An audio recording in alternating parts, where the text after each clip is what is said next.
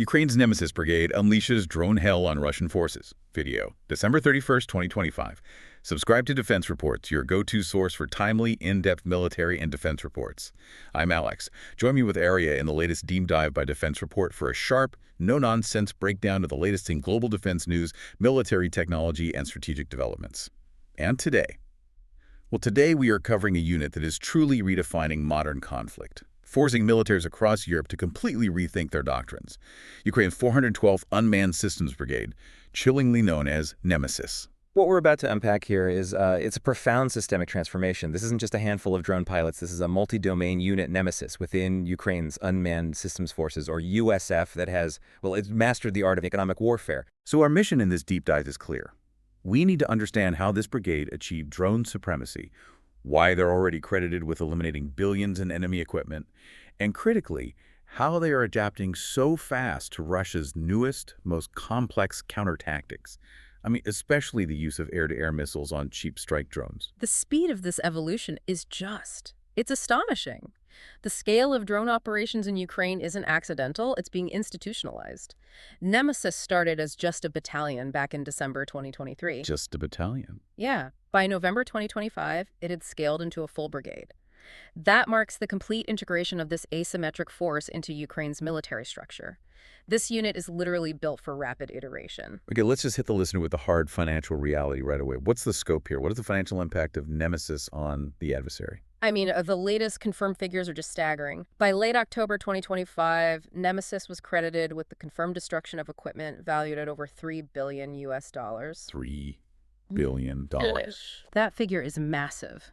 It represents structural damage to the enemy's ability to wage war, including the confirmed elimination of more than 40 high-value air defense systems and 3,000 artillery pieces and vehicles. $3 billion. Yeah. It's hard to even contextualize a number that big.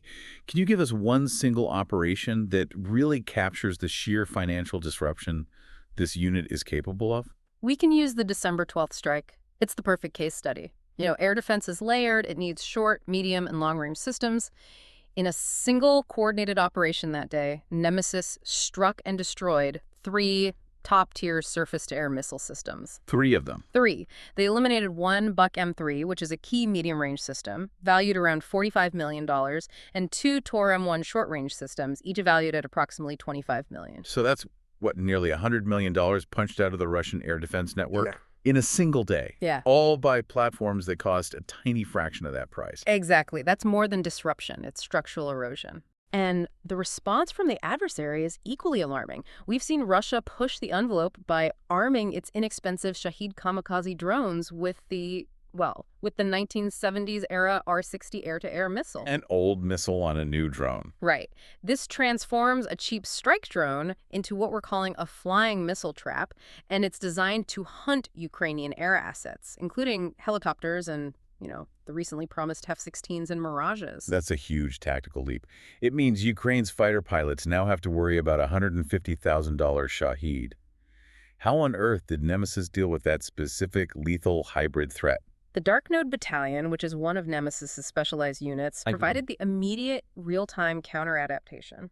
They successfully intercepted one of these R-60 armed Shaheds this December using their own specialized low-cost interceptor drones. They already countered it. They did. The speed at which Nemesis recognized and countered this new threat is exactly why they're so crucial to the defense of the continent. Okay, let's unpack the structure behind this operational reach. I mean, managing drone strikes across the entire contact line, from Kharkiv all the way down to Kherson. That suggests a command structure built less on tradition and more on, Silicon Valley efficiency? That's exactly right. The unique DNA of Nemesis really starts with its command. Their commander, Anatoly Mercaton, has a background in law enforcement and special ops during the initial anti-terrorist operation, the ATO. He approached organizing this unit with a completely non-traditional view.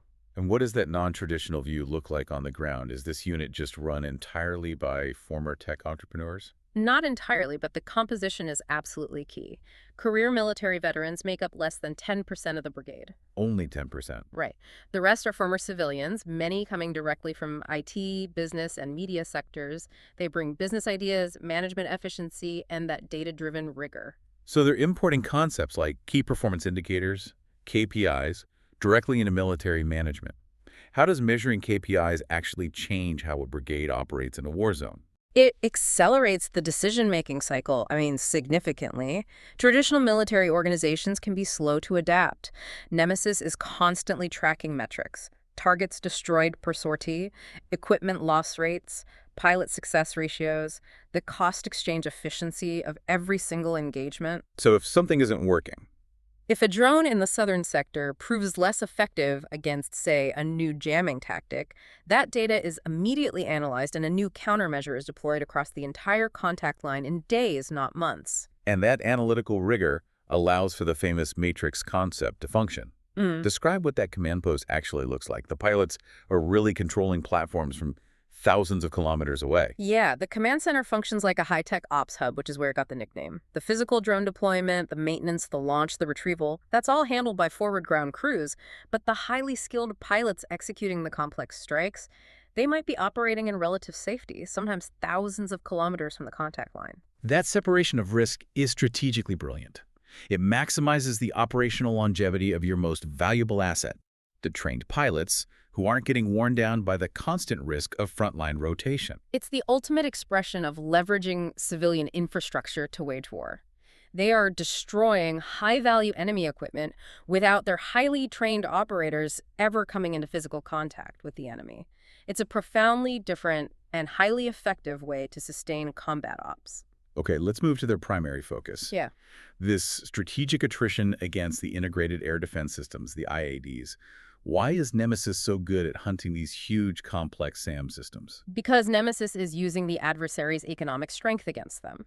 This systematic focus on IADs is critical because air defense is the structural pillar holding together all of Russia's ground operations. It's the linchpin. It is. By using drones that cost, maybe $10,000 to destroy a $45 million buck system, they force the enemy into an economically unsustainable choice. Either lose $45 million in air cover or lose your ground units to Ukrainian aviation. We mentioned that December 12th strike, almost $100 million in losses in a single blow. What's the immediate strategic implication of taking out, say, those two Tor M1 systems? The Tor M1s are the crucial short-range point defense. They are the bodyguards for armored columns. Taking them out immediately exposes tanks and artillery to follow-on drone strikes, and, more importantly, it creates these tactical windows for Ukraine's manned aircraft and deeper strike missiles. So Nemesis isn't just winning battles, they're setting the conditions for future Ukrainian offensives. That's it, exactly. And that focus on range is key. Our sources mentioned an unofficial long-range record set by Nemesis back in October 2024. Yes, that was the Asgard Battalion. They successfully engaged a Buck M3 system 60 kilometers deep into occupied territory. That kind of long-range capability is often delivered by their famous heavy bomber drones, which the Russian forces have nicknamed Baba Yaga. Baba Yaga, the witch from the stories. Right, and the psychological resonance of that nickname tells you everything about the fear these drones instill. They're flying heavy-lift platforms that carry substantial payloads. They use thermal imagers, they fly low, making them extremely hard for traditional radar to track. And they mainly operate at night. Mostly at night, which maximizes their stealth. And beyond air defenses, these bombers specialize in high-value ground targets. We saw this back in February 2025 when they destroyed 7 Russian artillery systems in one single week. And the focus isn't just on armor. They struck a very specific engineering asset, the IMR-3M obstacle clearing vehicle. Why highlight that particular kill? Because it speaks to the sophistication of their targeting intelligence. The IMR-3M is a specialized vehicle. It's essential for clearing minefields, for paving the way for any major Russian offensive. They're rare, they're highly protected, and they're very difficult to replace. So taking one out isn't just about destroying a vehicle. No, it's a significant surgical strike that degrades Russia's capacity for complex combined arms maneuvers. It shows Nemesis targets not just what's easy, but what's strategically vital. Okay, let's shift to the defensive imperative, which is just as crucial. Nemesis established the specialized Dark Node Battalion with the revolutionary mission of destroying drones with drones. And the creation of Dark Node is the direct result of the economic unsustainability of traditional air defense. Let's reemphasize the numbers here. A Russian Shahed costs roughly $150,000. Okay. If Ukraine uses a standard surface-to-air missile to intercept it, the defense cost is typically $1 million or more per shot. $1 million. That financial ratio is a disaster. You'd bankrupt yourself just defending your skies. You would, but the Ukrainian Sting interceptor drone, it costs only about $5,000. Five. By shifting to a $5,000 countermeasure against a $150,000 threat, Nemesis achieves a 200-fold reduction in defense costs compared to using SAMs. This is the only way to sustain continuous, industrialized air defense against massed drone attacks. But here's the critical question.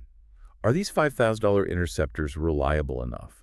Is Nemesis betting national defense on, hobby-grade tech? Absolutely not. These are dedicated interceptor platforms built for high speed and agility. We're seeing technologies like the Wild Hornet Sting II, which has an advertised top speed of 315 kilometers per hour, and the Skyfall P1 Sun, which is estimated to reach speeds over 400. So they're fast. They're fast, nimble, and they use advanced auto-targeting systems. And what are the operational results? Does the effectiveness match the economic promise? The results really speak for themselves. By late 2025, the Darknode Battalion had successfully downed over 1,000 enemy strike drones. This impressive tally includes 76 confirmed Shaheds and 24 Gerans, establishing Darknode as one of Ukraine's most crucial and cost-efficient anti-drone assets. But the effectiveness of Nemesis has forced rapid counter-adaptation from Russia. What are the major counter-tactics we need to be watching for now, beyond that R-60 threat? One major strategy is the use of the Gerbera drone. It's basically an inexpensive decoy made of plywood and foam, and it's designed to confuse and overwhelm Ukrainian air defenses during large-scale attacks. So its only job is to get shot down. Exactly, to waste an expensive SAM or distract operators from the real lethal drones coming in behind it. So if the decoy is meant to be sacrificed, how does Nemesis gain an advantage against it? By targeting the source, not the symptom. The Asgard unit demonstrated this perfectly this December. They used reconnaissance to execute a rare pre-launch strike, destroying a Gerbera on its launch vehicle before it could even take off.